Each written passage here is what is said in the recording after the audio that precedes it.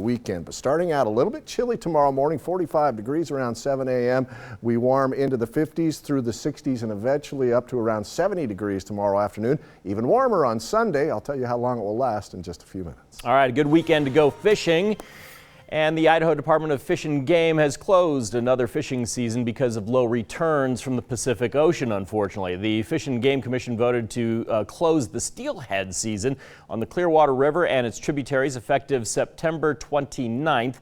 The Snake River will also be closed to steelhead fishing from Couse Creek downstream to the Idaho-Washington border. Anglers may still be able to fish for coho salmon and Chinook salmon on the Clearwater through October 13th. But must immediately release any steelhead that they might accidentally catch. A tiny kitten making big waves this week in Boise. As 6 on Your Side's Madeline White shows, social media is a powerful tool for bringing awareness to a big cat problem in the valley.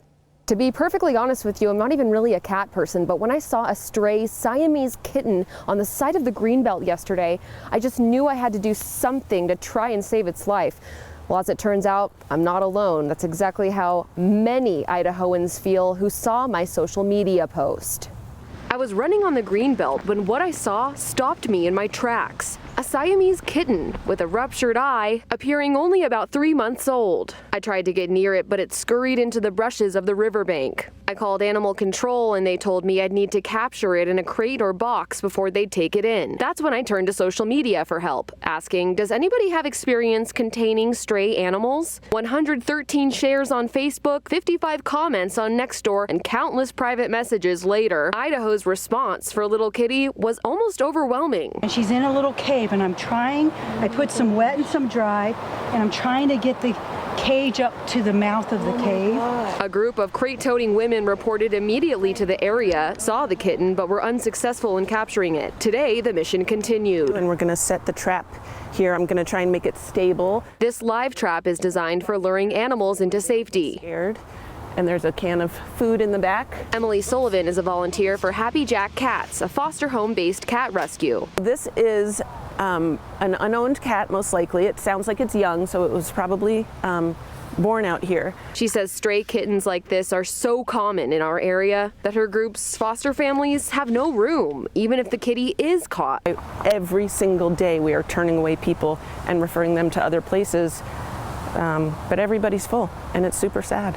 So I headed over to Simply Cats Adoption Center to see if they were experiencing the same thing. We are constantly receiving intake applications for stray cats and kittens that need homes, and we unfortunately have to turn a lot of people away. Both agreed the problem is that not enough owners are spaying and neutering their cats. For low-income cat owners, nonprofit organizations like SNP in Meridian will perform the procedure at extremely discounted rates. Somebody failed that cat's mother and didn't get her spayed. And now this kitty is out here suffering with a ruptured eye, living by itself in the pouring rain. So for compassion reasons, people should spay or neuter their cats. Throughout the day, my new friends and I will be checking on the status of the live trap. I'll keep you updated with any progress on my social media handles on your screen. In Boise, Madeline White, 6 on Your Side. All right, so tonight, 20th ranked Boise State is back on the blue. They're hosting Air Force, of course. The team has been a thorn in the Broncos' side since BSU joined the Mountain West Conference. Air Force defeated Boise State 3 straight times from 2014 to 2016. But the Broncos have won the last 2, and they lead the all-time series against the Academy 4-3. Air Force is 2-0, though, on the season so far, and look impressive. The Broncos are on a quick turnaround following Saturday's thumping of an outmatched Portland State. And we knew this was going to be a short week playing Air Force, too, which is not ideal. You know, I mean, if you're going to have a short week, don't have a short week against Air Force. They go into Colorado and beat them. It's a Pac-12 team, right? I mean, that's a pretty good crew right there. That is for sure. The Falcons do roll into Albertson Stadium after that impressive overtime victory over Colorado. Kickoff is tonight at 7. And while Boise State football kicks off against Air Force tonight, the university will face off against Air Force electronically, 1 click at a time. BSU has been competing against Air Force in esports, and that's been going on actually since Wednesday. They're playing a series of video games in a best out of 5 tournament. These digital athletes say audiences are catching on to the fun. It's just been kind of surreal because, like, I've been kind of I remember like being in high school thinking something like this would never be possible, and here I am, a senior in college, like 4 years later, just like being a giant part of it. It's been amazing and really fun to be a part of. Boise State E-Gamers compete with a lot of the same schools as the football team. Tonight's online game is Rocket League. Tonight at 10, see how Boise State has, in fact, turned one of the top esports teams in the country.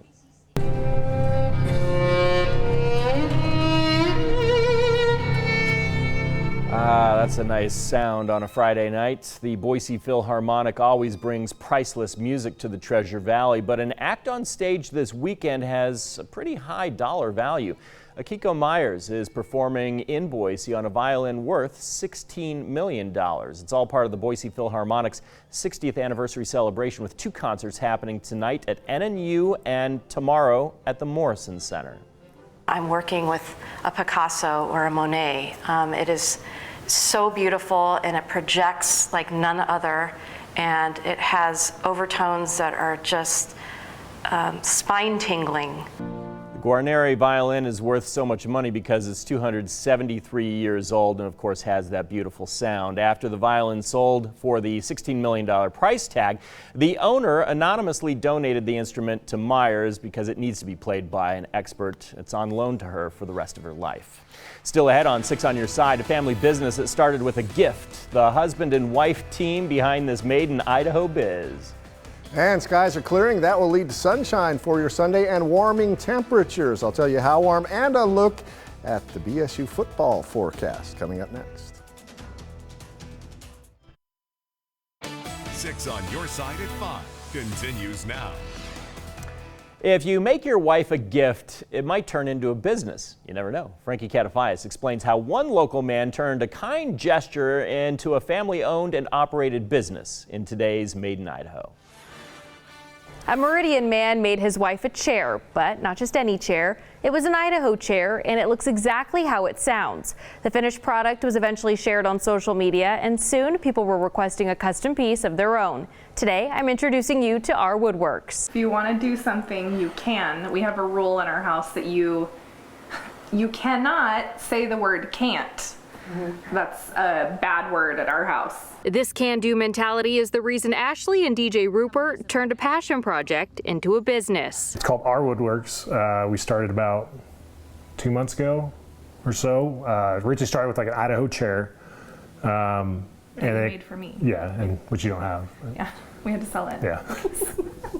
It's taken off from there. Born and raised in Meridian, this woodworking couple takes Made in Idaho to a whole new level. We started doing Idaho signs just because we're from here, and we wanted to, kind of say, hey, we're born and raised. This is a family-owned business, and we're proud to be Idahoans. With a full-time job keeping DJ busy, he still finds time to finish his orders. Everything he makes is different, and it's cool, and I think he enjoys being proud of something too. Right now, Our Woodworks is just a hobby for the Ruperts. It gets me out of the grind of like a 9 to 5, and I can go out and be creative, and that's what I like about it. And it's a hobby they hope to share with their 2 young boys. When my boys are older and they can see like we've put a lot of effort into this, I think that's what the payoff is at the end of the day. Ruperts take custom orders on their Facebook and Instagram. If you're interested in owning a custom piece of your own, head to our website, 6onyourside.com for more. In studio, Frankie Katafias, 6 on Your Side. And skies are clearing out, temperatures dropping for tonight. A chilly start to the football game and a chilly end as well. We'll have your football forecast and a warming weather forecast coming up next.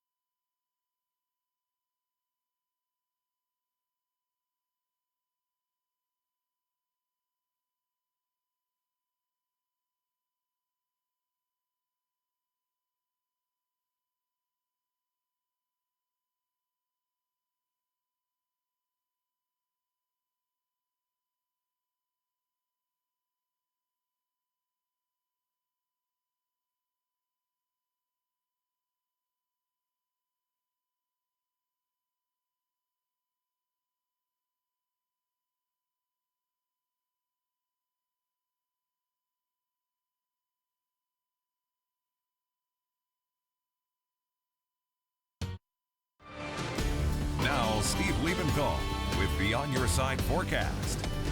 And the official beginning of autumn is still